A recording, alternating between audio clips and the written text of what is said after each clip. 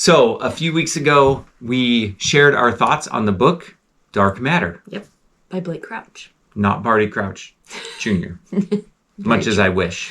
Since then, we found some time and sat on our couch for a whole day almost and watched... Over the course of several days, but yes. ...the TV adaptation of Dark Matter and decided we should come share that too. Yeah. It's on Apple TV. If you're wondering where to watch it. That's where you can watch it. Yep, Apple TV. I was not promoting said platform. That's a personal thing. That's a personal thing. He doesn't like Apple. Let's not talk about that.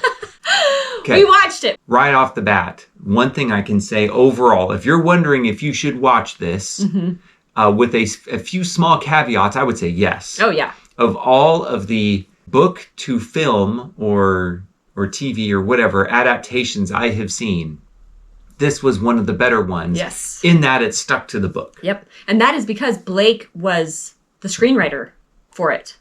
Yes. I'm a little fuzzy on technical terms in Hollywood. But... Was it screenwriter? I believe he was the screenwriter. Either way, he was a writer. Yeah, he was a writer, and he was very involved in how it came across. And so some of the issues that were in the book, he solved. Oh, yeah. Well, that was my next thing. Yeah. You can talk about it. Okay. Some of the issues from the book, he solved in the series, and it was, that was way better. Number one? He saved Amanda. Yep. Amanda. And gave her a backstory and gave her a reason. Yep. He did the thing we thought he was going to do during the book. And he had a relationship between Jason 2 and Amanda. Yep. And it turned into just like you could see as you were going, it turned into a better outcome for her. And he even angled it into learning moments for Jason 2. Yes. He also redeemed Jason 2. We don't want to give away. Do we want to give away too much? I will. So let's not go too spoilery. Yeah, don't go too spoilery towards the end. We're going to go somewhat spoilery. Yes. We're going to go 63% spoilers. I might be 80, but that's okay. Go ahead. Sounds normal. Yes. We'll average out to 75. Yes. Yeah, he gave Jason 2 a redemption arc. Yeah.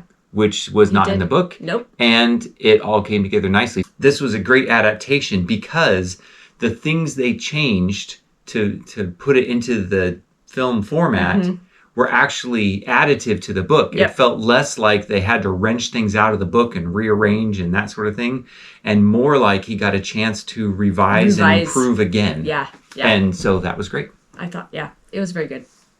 What are your thoughts? I really enjoyed the adaptation. I enjoyed visually seeing what I was trying to picture in my mind as I was reading. Like sometimes when you have this kind of abstract idea of this box and they're going in it and what does it look like when it's closed and then all of these different worlds. I liked how they portrayed the moving in between the worlds. And I remember at one point I said the box just stayed in one spot. So then the world is just changing around it. And so if you destroy the box in one realm, is it going to still be there in another realm?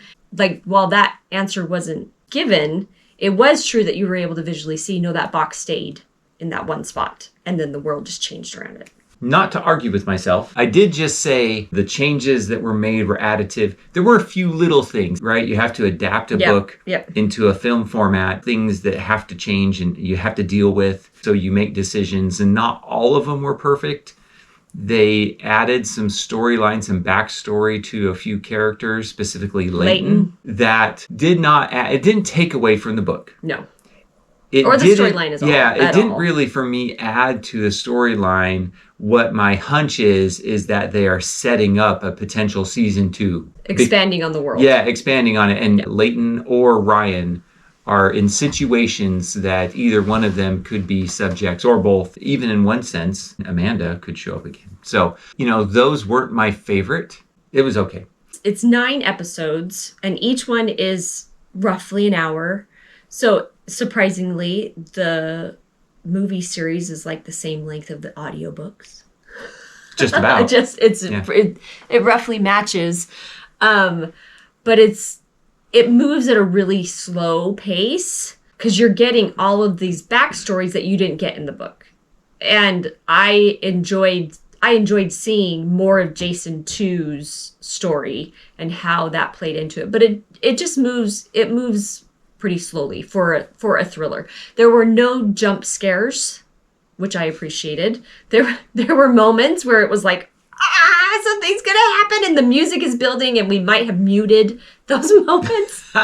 You out us. I out us. We don't like scary movies. For muting. Okay. But we didn't need to. It was not terrible. It was all the fun without the consequences. It was all the fun without the consequences. Yes, it was. There weren't any explicit scenes that you're like afraid that your kid is going to walk in and see something on there.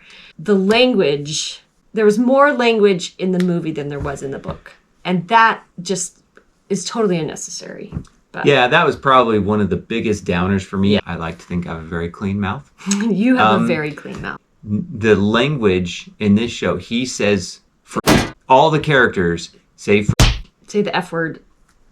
Over and over. Over and over and over sometimes again. Multiple times in the same sentence for no other reason. And it didn't add to the story at all. No people where their common language is similar to that and they probably wouldn't notice. Hopefully the average in this country, that is not the case. You didn't need to say all the time. No. So for that reason, you don't want to have your kids in the room. And by the way, when I say I'm actually just saying the word freak. I'm going to beep it out. Oh, you are? It's going to be fun. That is funny. There are better ways to express yourself. Or it's a cultural difference, and I don't know if we are in the mainstream culture on this or if we're in a subculture. Either way, we're just expressing our opinion. Yeah. And did not appreciate that. So I had a friend who, when we had posted about Dark Matter, she reached out to me and said, I didn't know this was a book. And she said, if I had known it was a book, I wish that I had read the book first and then watched the series. And now, having watched the series and seen how the series builds on the book, it would be better to read the book first and then watch the series. I do think the series follows the book really well. I thought the book was good, but in this instance, if I saw it first and then read the book would be a little bit of a downer. My poster child for this, Princess Bride.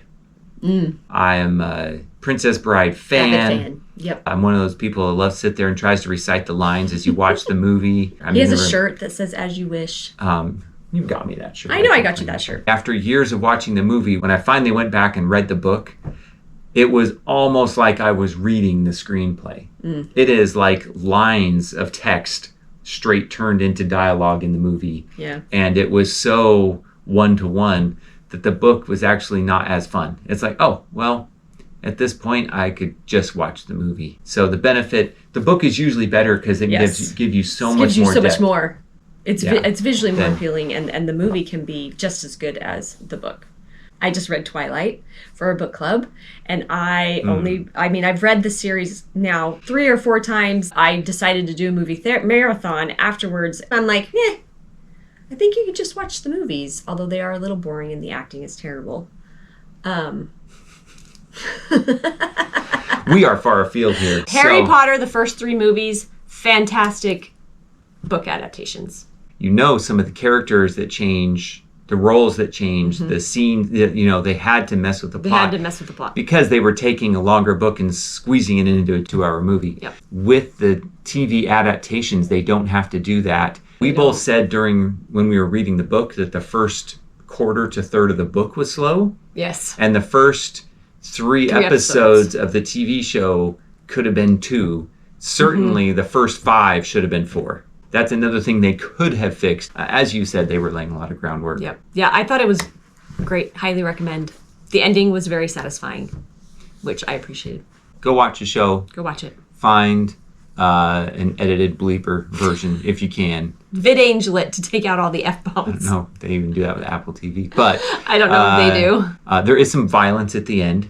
Yes. The Jasons do get violent, so be aware of that. There's not explicit adult scenes, but there are some adult situations. Scenes, yes, some implied. Yeah. Yeah. Now we have said everything. Yes, we have. Next book that we're reviewing is Simon Sort of Says. Simon Sort of Says. And we're going to sort of review it. We're going to very thoroughly review it. We have opinions. No one's surprised by that. No, they're not. Bye. One more thing. I just noticed. Off my sweatshirt. I noticed that Heather had a sweatshirt on and we had the same shirt on underneath. Yes, we did. And so today we're matchy-matchy. Look at us. If you are at all interested in hiking or national parks or any of that sort of thing and haven't seen our Grand Canyon video, these were our rim-to-rim shirts. Yep. We shared that on our other channel, Call a Timeout, and you are welcome to go check that out there. It's a great video. You might see me have a breakdown or 5. So that's just an invitation. Yep. And next time we'll talk to our wardrobe people. Be careful about when we're matching. Being matchy-matchy. Yeah.